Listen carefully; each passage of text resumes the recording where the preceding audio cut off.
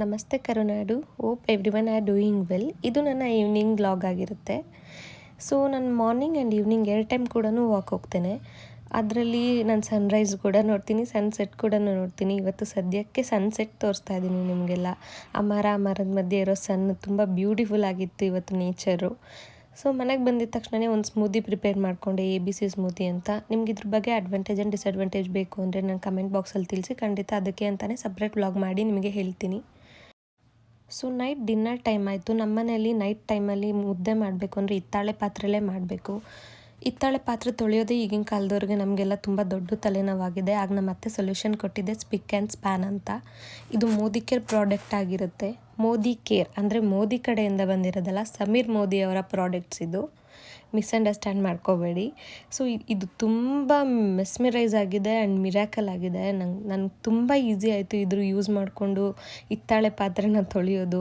ಮುಂಚೆ ಥರ ಹುಣ್ಸೆಹಣ್ಣು ಹಾಕೋದು, ಸಬೀನ ಹಾಕೋದು, ಪೀತಾಂಬರಿ ಹಾಕೋದು ಮತ್ತು ಬಿಸಿನೀರಲ್ಲಿ ಹಾಕಿದ್ದದು ಯಾವ ತಲೆನೋವು ಬೇಡ. ಇದನ್ನು ಹಾಕಿ ನಾರ್ಮಲಾಗಿ ಹೇಗೆ ಪಾತ್ರೆ ತೊಳಿತೀವೋ ಒಂದೇ ಬ್ರಷಲ್ಲಿ ಚೆನ್ನಾಗಿ ತಿಕ್ಬಿಟ್ರೆ ಹೇಗಿರುತ್ತೆ ಡಿಫ್ರೆನ್ಸ್ ನೀವೇ ನೋಡಿ.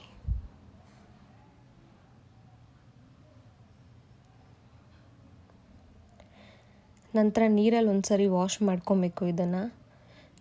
ಐ ಲಿಟ್ರಲಿ ಶಾಕ್ ಆಗಿದ್ದೀನಿ ನಾನು ಹೇಳಬೇಕು ಅಂತಂದರೆ. ಹುಣಸೆಹಣ್ಣು, ಸಬೀನ, ಪೀತಾಂಬರಿ ಎಲ್ಲ ಹಾಕಿ ತಿಕ್ಕಿದ್ರೂ ಇಷ್ಟು ಕಲೆ ಇರುತ್ತೋ ಇಲ್ಲೋ ಗೊತ್ತಿಲ್ಲ.